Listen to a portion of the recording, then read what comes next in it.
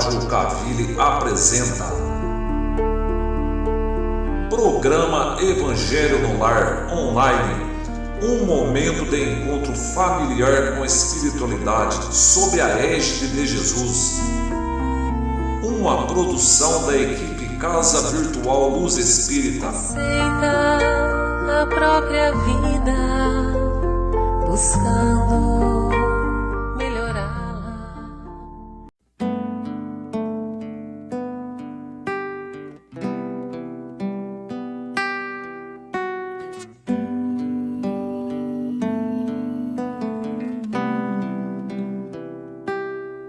Nesse instante, vamos unindo nossos corações, entrelaçando nossas auras, esquecendo dos problemas da semana. Pedimos a presença do mentor do lar, humildemente, e de todos que aqui estão presentes. E assim, nos ligando mentalmente com as correntes de higienização que vão recolhendo e tirando formas e pensamentos e vão instaurando uma rede magnética. De negativo será levado para as colônias de tratamento, e tudo de negativo será levado para as colônias de tratamento. E assim vamos sentindo nossa casa toda limpa e purificada, e que nos acompanhe neste evangelho Ricardo e Ismael.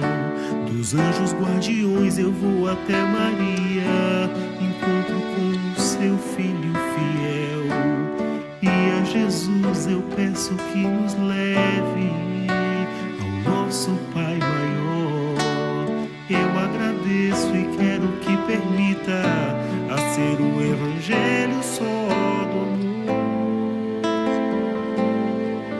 E assim seremos o seu evangelho.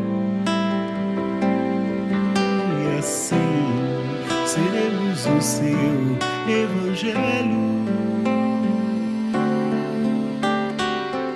Vibrem pro pai e pra mãe, vibrem pro lar mais gentil, vibrem aos nossos irmãos e para o nosso Brasil, vibrem pro enfermo e pro são, vibrem o amor fraternal, vibrem por cada nação e pela paz mundial. Vibrem pro pai e pra mãe, vibrem pro lar mais gentil, vibrem aos nossos irmãos e para o nosso Brasil, vibrem pro enfermo e pro são, vibrem o amor fraternal, vibrem por cada nação e pela paz mundial. Vibrem pro pai e pra mãe, vibrem pro lar mais gentil, vibrem aos nossos irmãos e para o nosso Brasil, vibrem pro enfermo e pro são, vibrem o amor fraternal, vibrem por cada nação e pela paz mundial. E assim seremos o seu evangelho. Graças a Deus.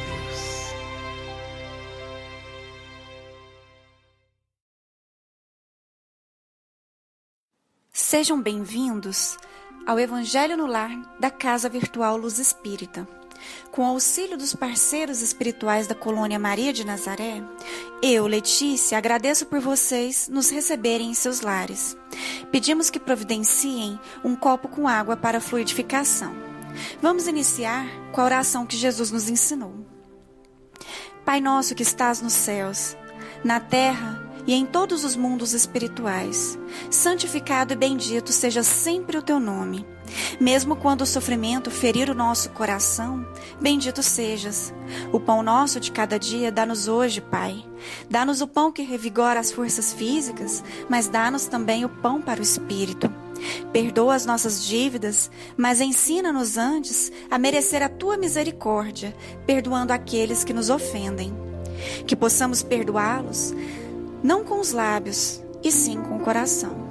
Afasta do nosso caminho todo sentimento contrário à caridade, e que sejas sempre generoso, Pai, para com todos os espíritos encarnados e desencarnados que sofrem. Que as tuas bênçãos, Senhor, alcancem os cárceres, os hospícios, os hospitais. Que a tua luz abrace a todos que neste momento chegam ao mundo espiritual, e que teu amparo vá a todos que precisam enfrentar o luto. Que teu amor alcance os que sofrem a fome e a dor, e até aqueles que são obrigados, em seus trabalhos diários, a encarar o perigo para bem servirem. Que tua sabedoria toque os dirigentes das nações, a fim de que promovam a paz, e que envolva também a todos nós, Senhor, a fim de que entendamos que as dificuldades têm um propósito maior. Pai, tem piedade dos órfãos e viúvas, e também daqueles que até esta hora não tiveram sequer um pedaço de pão. Dá-lhes apoio e fé. Que a paz e a harmonia do bem fiquem entre nós e estejam com todos. Assim seja.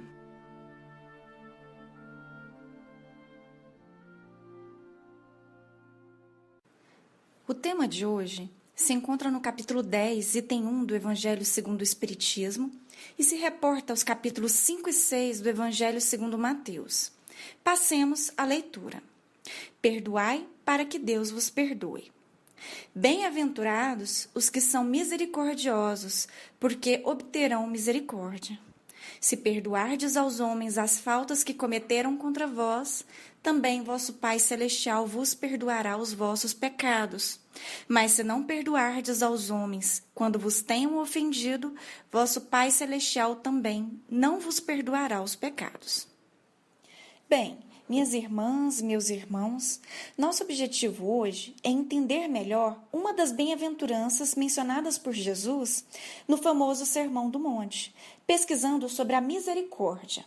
Nosso primeiro passo, portanto, é analisar o que significa essa palavra e enfatizar o sentido que foi abordado na leitura de hoje. O vocábulo misericórdia, conforme nos explica Sérgio Luiz da Silva Lopes, no livro O Código do Monte, vem da palavra miséria mais córdia. Córdia aqui significa coração. Desse modo, misericórdia é a comiseração pela desgraça do outro, pela miséria alheia, relacionando-se à capacidade que nós temos de sentir o que a outra pessoa sente e de identificar essa miséria, esse sofrimento que há no coração do outro. Trata-se de uma virtude, meus irmãos, que por excelência é praticada num estágio mais avançado do nosso psiquismo, exigindo uma certa maturidade. Por quê? Porque é uma fase em que o sujeito para de se fixar somente em si mesmo, no seu ego, no seu egoísmo, sendo capaz de expandir a si mesmo e identificar que existe outras coisas e outras pessoas além de si mesmo, que existe o outro, passando a incluir essas outras pessoas na sua realidade. Então ele sai do centro e passa a identificar que o mundo vai além de si mesmo. Misericórdia, portanto, envolve identificar no outro um ser humano assim como eu, assim como você, como nós. Ou seja, uma pessoa nem superior nem inferior, apenas um irmão, com seus erros, com seus acertos. E essa é a base para o sentido enfocado na leitura de hoje, que é o perdão das ofensas. Allan Kardec relaciona a misericórdia ao perdão de uma certa maneira que chega a registrar no Evangelho segundo o Espiritismo, no capítulo 10, a seguinte definição: Misericórdia consiste no esquecimento e no perdão das ofensas. Desse modo, meus irmãos, a nossa grande temática aqui hoje é, em verdade, o perdão. Visto isso, nós podemos passar ao segundo ponto de nossas análises, que é justamente esclarecer o que Kardec quis dizer quando fez uso da expressão esquecer as ofensas. Será que perdoar é realmente esquecer? Não. O autor Sérgio Luiz, mencionado há pouco, que inclusive é médico, psiquiatra, psicoterapeuta, ele esclarece no mesmo livro Código do Monte que a memória é inerente a uma mente em bom funcionamento. Portanto, é normal que a gente relembre fatos passados. Aliás, esse estudioso ressalta que é mesmo importante lembrar de certas coisas, a fim de que nós tenhamos condições de interromper certos ciclos de sofrimento. O que isso quer dizer? Por exemplo, uma pessoa que eu acreditava ser honesta rompe a minha confiança, me dá um golpe e me causa prejuízo financeiro. Perdoar significa esquecer que essa pessoa é assim, que tem esse tipo de comportamento e continuar fazendo negócios com ela e continuar levando prejuízos? Não. O mesmo ocorre em certos relacionamentos. Por exemplo, um namorado trai a namorada com habitualidade. Perdoar significa esquecer isso e continuar sendo traída sempre? Também não. Então, o que o Sérgio Luiz nos mostra é que o perdão não significa que nós devamos ser omissos e coniventes com a prática que nos causa sofrimento. Também não significa ter um apagão de memória. Significa o quê, então? Significa, apesar da lembrança do fato, conseguir superar a mágoa e abrir mão da vingança. Portanto, o perdão está diretamente relacionado a não revidar. Notem só as palavras desse autor sobre esse assunto. Ele diz o seguinte: muita gente acha que perdoar é esquecer, mas perdoar não é esquecer. Perdoar é, antes de tudo, superar o ressentimento. A falta do perdão não está na memória, e sim no sentimento, na mágoa que permanece. Trata-se, portanto, de extinguir a mágoa, ainda que se lembrando do fato. Perdoar é abrir mão da retaliação, abdicar da vingança, é não revidar. Em outras palavras, nós podemos sim lembrar do fato que causou o sofrimento, a dor no passado, mas essa recordação não pode vir eivada, contaminada de mágoa, muito menos do desejo de pagar na mesma moeda. Caso contrário, nós vamos estar incorrendo justamente no que Jesus quis evitar. Justamente naquilo que o mestre sabia que ia retirar de nós a nossa alegria, que é o quê? Ressentir, sentir de novo aquela dor, aquela humilhação e aquela emoção que foi venenosa na época e que, se nós continuarmos cultivando, vai continuar nos contaminando, envenenando, nos desequilibrando. Mas aí surge a pergunta: e se essa pessoa continuar praticando essas ofensas de maneira habitual, reiteradamente? Quantas vezes devemos perdoar o ofensor? Deve haver algum limite para a nossa misericórdia? É interessante que o apóstolo Pedro teve essa mesma dúvida e perguntou para Jesus quantas vezes ele deveria perdoar os seus adversários. E a resposta do mestre foi bastante direta: não 7 vezes, porém 70 vezes 7. Essas palavras de Jesus, que foram registradas no Evangelho de Mateus, capítulo 18, versículos 21 e 22, nos mostram que a misericórdia deve ser um exercício diário, constante, não devendo ser limitada. Em outras palavras, o perdão de ofensas, meus irmãos, deve integrar o nosso modo de vida. Um terceiro ponto ao qual devemos prestar atenção é por que perdoar. Afinal, o perdão às vezes implica grande esforço. Então, quais são os motivos que justificariam esse esforço? Há benefícios em perdoar? Um primeiro motivo para perdoarmos é que o perdão de ofensas compõe aquilo que conhecemos como caridade. Um espírito amigo que auxiliou a codificação traçou essa relação entre perdão e caridade no Evangelho segundo o Espiritismo, capítulo 9. Notem só o que ele nos diz. A caridade, que consiste na esmola dada aos pobres, é a mais fácil de todas. Outra há, porém, muito mais penosa e, conseguintemente, muito mais meritória. É a de perdoarmos aos que Deus colocou em nosso caminho para serem instrumento do nosso sofrer e para nos porem à prova a paciência. Essa mensagem, meus irmãos, não deixa muita dúvida. Não basta ajudar materialmente aqueles que sofrem a fome, o frio, a doença. Caridade também significa ser capaz de perdoar os nossos ofensores. Portanto, a maior razão, o maior motivo que nós temos para perdoar reside no fato de que o perdão compõe o mandamento da caridade. De modo que toda pessoa que realmente quer seguir a Cristo e quer executar a sua lei de amor, precisa se esforçar para relevar as falhas alheias, as falhas dos nossos ofensores. Um segundo motivo para cultivarmos o hábito do perdão é que se nós não perdoarmos os nossos inimigos, nós não obteremos o perdão de Deus. Jesus deixa isso claro quando ensina aos seus discípulos a oração do Pai Nosso. E ele mostra que nós apenas somos perdoados pelo Pai quando nós somos capazes de perdoar aqueles que nos ofendem. E como todos nós precisamos muito do perdão divino, a conclusão não pode ser outra. É indispensável exercitar o perdão no nosso cotidiano. O relato de Mateus, capítulo 6, traça bem esse quadro para nós.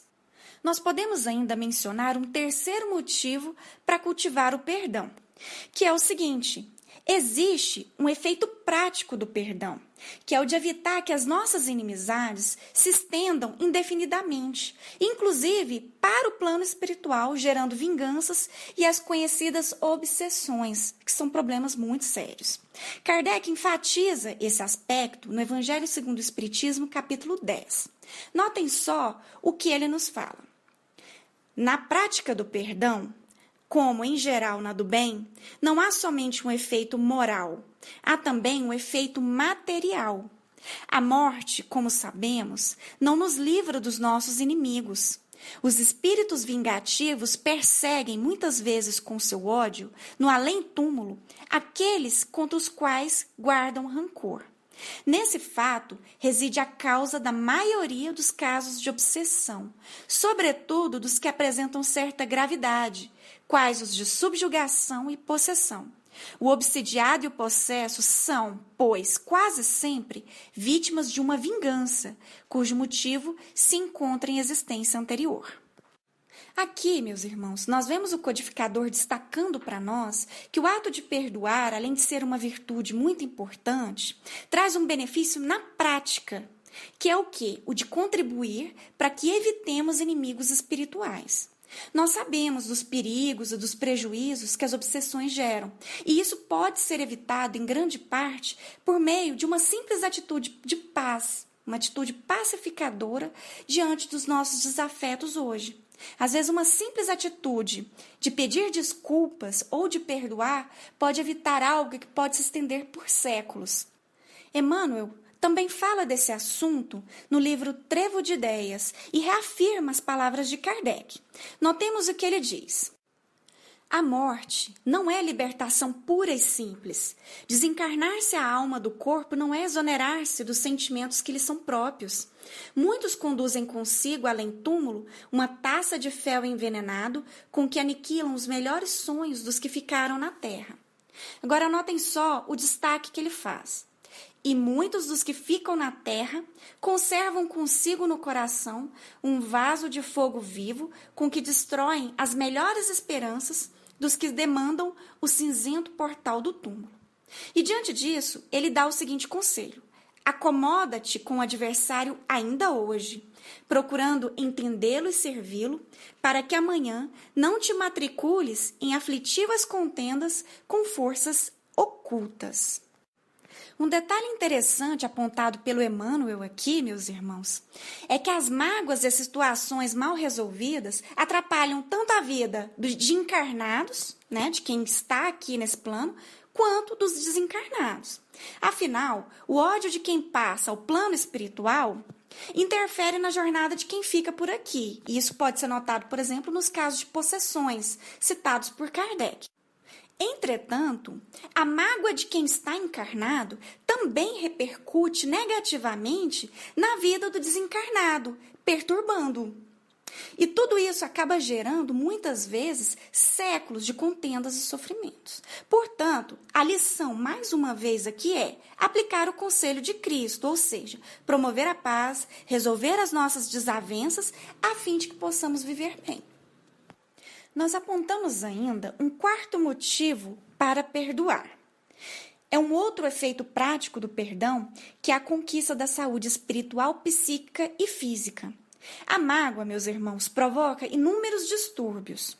E é nesse sentido que a misericórdia, enquanto perdão das ofensas, pode significar bem-estar e libertação para o ofendido que consegue perdoar. O espírito André Luiz fala sobre esse tema, enfatizando o efeito curador do perdão. Notem o que ele esclarece no livro Vivendo o Evangelho. Mágoa adoece, perdão recupera, aversão envenena, perdão desintoxica, rancor perturba, perdão equilibra. É o perdão a melhor escolha, pois revela o esforço de elevação íntima, além de ser poderoso antídoto contra a intoxicação do mal. O que nós vemos aqui, meus irmãos, é esse benfeitor espiritual destacando para nós que não há outra saída para quem quer ter verdadeira qualidade de vida. É preciso perdoar. E é por isso que ele ainda assevera para nós: esqueça logo as ofensas do caminho, na certeza de que o perdão não é só virtude, é também tratamento. Em outras palavras, o que o André Luiz está dizendo é que o maior benefício do perdão não é para o perdoado, é para quem está perdoando. Por quê? Porque a pessoa que guarda mágoa está, em verdade, doente espiritualmente. E o perdão surge como tratamento, como remédio. Esse tema do perdão é tão interessante e importante que acaba sendo objeto de estudo de vários benfeitores espirituais. A Joana de Ângeles é um exemplo.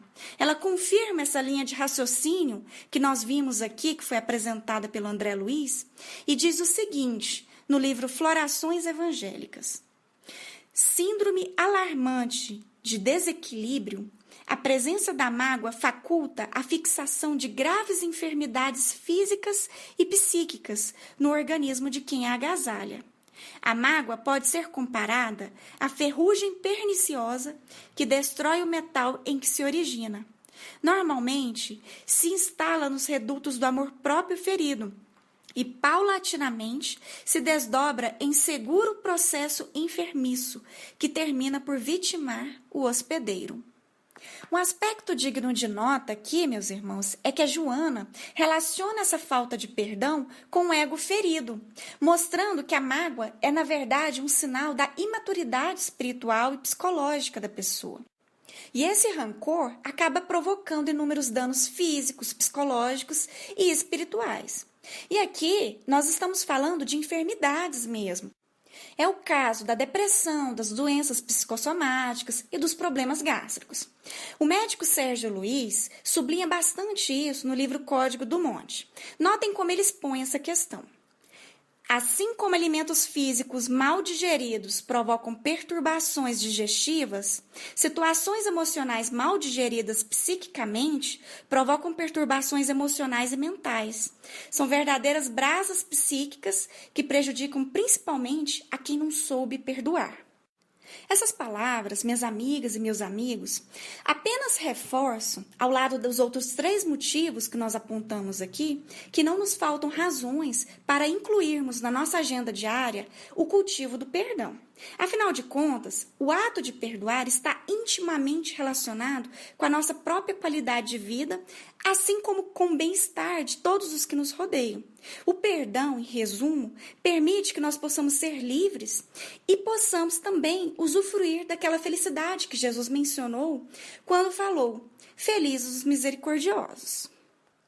Feitas essas considerações, nós podemos passar ao 4º ponto das nossas análises de hoje, que diz respeito às formas de perdoar. Para alcançar os objetivos que nós expomos anteriormente e realmente obter a essência do verdadeiro perdão, o ato de misericórdia não pode ser uma manifestação do nosso orgulho. Mas como que isso acontece? Kardec chama a nossa atenção para esse detalhe no capítulo 10 do Evangelho segundo o Espiritismo. E ele nos mostra, meus irmãos, que há 2 formas de perdoar. Uma delas é a verdadeira, é altruísta, generosa, gratuita. Ela ocorre sem nada esperar daquele que nos ofendeu. Já a segunda maneira de perdoar, na verdade, não é perdão, é uma farsa. É uma situação em que o ofendido se vale da palavra perdão, ele fala que está perdoando, mas na verdade ele só quer julgar o ofensor, rebaixá-lo e aparecer para os outros como sendo bom, como sendo uma pessoa misericordiosa, sendo que na verdade essa pessoa está exaltando o próprio orgulho e o próprio ego. Então, nesse último caso, o Kardec mostra para nós que esse suposto perdão, ao invés de acalmar e pacificar, faz irritar. É uma ostentação egoísta que impede a verdadeira reconciliação e que passa muito, muito longe daquela misericórdia que Jesus nos incentivou a cultivar. Bem, meus irmãos, aqui nós temos condições de adentrar o quinto e último ponto das nossas reflexões de hoje. Nós vimos o que é a misericórdia, identificamos várias razões e também as formas para exercitar o perdão e verificamos que perdoar é um verbo indispensável na vida do cristão. Ok, mas remanesce a dúvida. Como colocar isso em prática? É tão difícil livrar-se do rancor, não é mesmo?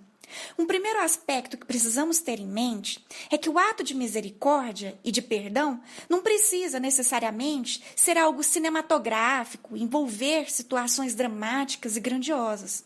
Na verdade, o perdão é algo que pode e deve ser encaixado nas mínimas ocorrências do nosso cotidiano. Pode vir com algo simples mesmo. Todos os dias nós temos ainda muitas oportunidades de colocar essa lição do Cristo em prática, com os nossos familiares, com as pessoas no trabalho, no trânsito. Não faltam chances para isso, na verdade, no mundo em que a falta de gentileza e de paciência é a regra. Percebam o que André Luiz diz sobre isso para nós no livro Vivendo o Evangelho.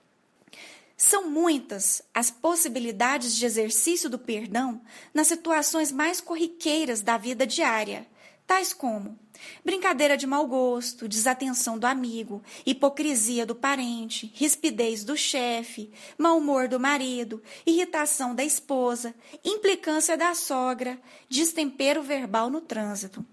É verdade que o mérito do perdão é tanto maior quanto mais grave o ataque à dignidade do ofendido. Contudo, não te esqueças da desculpa simples e anônima às pequenas ofensas. O que nós percebemos aqui é que o perdão pode sim ser uma coisa quieta, interna, anônima. O importante é não cultivar a mágoa. Isso, por si só, já nos torna pessoas bem mais leves e evita que fiquemos acumulando sentimentos inúteis nos armários do nosso psiquismo. Outro aspecto importante é que a situação que nos causou o incômodo, a dor, não pode ser ignorada. É o que foi dito anteriormente. Perdoar não é esquecer. Nós não podemos simplesmente deixar a situação desagradável de lado por medo de enfrentá-la. Por quê? Porque de um modo ou de outro, ela vai ficar gravada no nosso corpo espiritual, no nosso subconsciente. E é por isso que o psiquiatra Sérgio Luiz, no livro Código do Monte, nos mostra que um passo importante para nós conseguirmos perdoar de verdade é refletir sobre o ocorrido. Nós podemos, sim, num primeiro momento, nos afastar da situação e nos afastar até mesmo do próprio ofensor. Trata-se de deixar a raiva passar, esfriar a cabeça, para que a gente possa analisar a questão dolorosa com um pouco mais de equilíbrio, com um pouco mais de distanciamento. Contudo, o cuidado que nós devemos tomar é não deixar passar tempo demais ao ponto de a questão ficar mal resolvida. Portanto, uma vez sentida a dor, nós devemos refletir sobre ela, assumir que essa situação existiu, entender suas causas, os efeitos, o porquê que nós reagimos de determinada maneira em face do ocorrido. E aí vem o passo seguinte, tentar combater o sentimento de vingança e de revide. Essa é a parte mais difícil, é aquela que parece impossível. Mas uma atitude que nos ajuda nesse sentido é tentar enxergar o ponto de vista do outro. Fazer esforço para compreender o porquê de a pessoa ter agido dessa ou daquela forma nos ajuda a nos colocar em seu lugar, a experimentar ou pelo menos imaginar o desespero ou a ignorância que a levaram a praticar determinado desatino, a falar, por exemplo, certas coisas desagradáveis ou fazer certas coisas. Então, aqui cabem algumas perguntas. Por exemplo, será que não estava esse irmão sob extrema pressão? Será que ele não estava sob influência de alguma substância, alguma droga, que facilitou o ato irracional ou cruel? Será que não estava ele sob o jugo de pesada obsessão? E mais, não temos nós, às vezes, comportamentos sombrios que surpreendem até a gente mesmo? Em verdade, essa é uma etapa em que nós fazemos um exercício específico. Que exercício que é esse? É o de olhar para dentro de nós mesmos e reconhecermos que nós também, em inúmeros casos, falamos o que não devemos, somos estúpidos, desesperados, mal educados, mal-humorados, agressivos. Quem nunca, não é mesmo? Nós também somos pecadores, também erramos. E isso retira de nós, meus irmãos, aquele direito que a gente acha que tem de julgar o nosso próximo que errou e que nos ofendeu. Esse mergulho no nosso íntimo e esse exercício, até mesmo de autoconhecimento, nos ajuda a identificar no outro um ser como nós, que também erra e que também gostaria de ser perdoado. Porque é isso que nós queremos quando a gente erra perante outra pessoa. A gente quer o perdão dela. Isso nos remete lá no início da nossa conversa, ao conceito mesmo de misericórdia. O que é misericórdia? É esse sentir a miséria do coração do outro. É sentir que essa outra pessoa, que esse outro é humano e erra assim como nós erramos. É nesse contexto que se insere a famosa frase de Jesus: quem não for pecador, quem não tiver errado, atire a primeira pedra. O que Jesus quis dizer para aqueles homens, para aquelas pessoas que estavam tentando apedrejar a prostituta que estava aos pés do mestre? O raciocínio que Jesus expôs ali naquele momento, na verdade, nos faz questionar: quem somos nós para tirar a pedra e julgar o nosso ofensor? Nós também não somos ofensores de várias pessoas? Porque, afinal de contas, ora somos vítimas, mas também há situações em que nós ofendemos o nosso próximo. E o Espírito Emmanuel, no livro Trevo de Ideias, destaca para nós ainda outro questionamento. Será que nós mesmos também não contribuímos para o comportamento do nosso ofensor? Será que a culpa sempre é exclusivamente dele? Porque, convenhamos, há momentos em que nós também agimos de modo a despertar no ofensor a reação que nós reputamos que é uma ofensa para nós. E, em verdade, nós acabamos sendo copartícipes da situação dolorosa que nós acabamos vivenciando.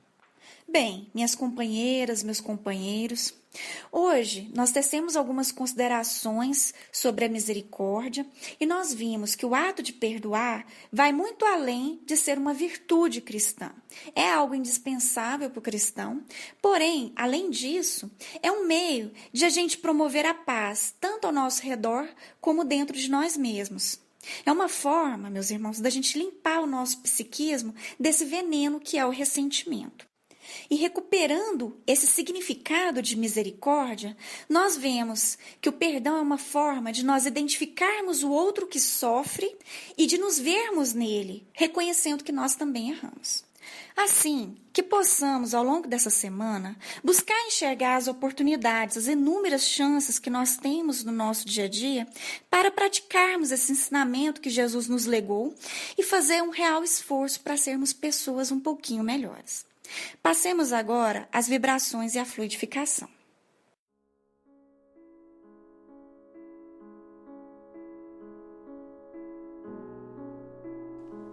Vamos, neste momento, voltar nosso pensamento ao nosso Pai e ao nosso irmão Jesus. E, com o auxílio da espiritualidade maior que aqui se encontra, vamos abrir nossos corações em prol de nossos irmãos.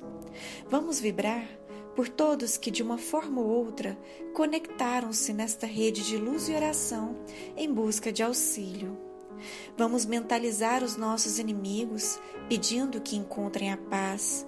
Vamos vibrar por nosso país, por nosso planeta e todos os recantos do universo. Pelos animais, para que sejam amados e respeitados por nós, humanos. Por todos os nomes que desfilam em nossa mente neste instante e precisam de auxílio. Por todos os nomes que estão escritos em nossa irradiação fraterna. Vamos vibrar também por aqueles que se encontram nas orações dos colaboradores da Cavile, por nossa família e por nós mesmos, pedindo amparo para que possamos amanhã ser um pouco melhores aqui hoje. Deixemos uma vibração em aberto para que os benfeitores espirituais que aqui se encontram possam levar aos locais e aos irmãos que julgarem necessários. Pedimos a benevolência da espiritualidade maior para que, enquanto fazemos a prece final, fluidifique nossas águas, colocando nelas o necessário medicamento para cada um. Passemos à oração final. Prece de Cáritas. Deus, nosso Pai, que sois todo poder e bondade, dai a força àquele que passa pela provação. Dai a luz àquele que procura a verdade. Ponde no coração do homem a compaixão e a caridade. Deus, dai ao viajor a estrela guia, ao aflito a consolação, ao doente o repouso. Pai, dai ao culpado o arrependimento, ao espírito a verdade, à criança o guia e ao órfão o pai. Senhor, que a vossa bondade se estenda sobre tudo o que criastes. Piedade, Senhor, para aquele que não vos conhece, esperança para aquele que sofre. Que a vossa bondade permita aos espíritos consoladores derramarem por toda parte a paz, a esperança, a fé. Deus, um raio, uma faísca do vosso amor pode abrasar a terra.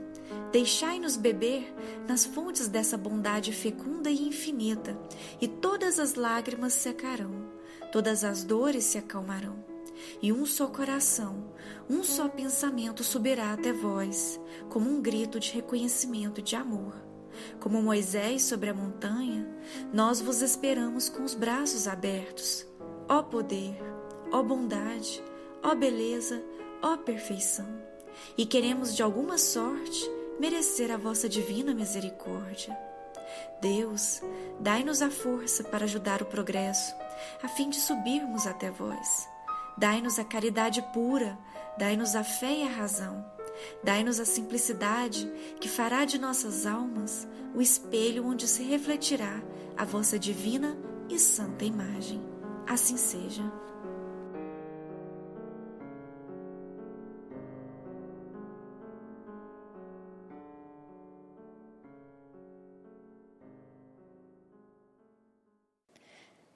Bem, minhas companheiras, meus companheiros, agradecemos a espiritualidade da colônia Maria de Nazaré que nos ampara. Envoltos pelo amor do Pai, pedimos a permissão, em nome do nosso Mestre Jesus, para encerrarmos o Evangelho de hoje. Fiquem com Deus e até o próximo Evangelho no Lar, na Casa Virtual Luz Espírita.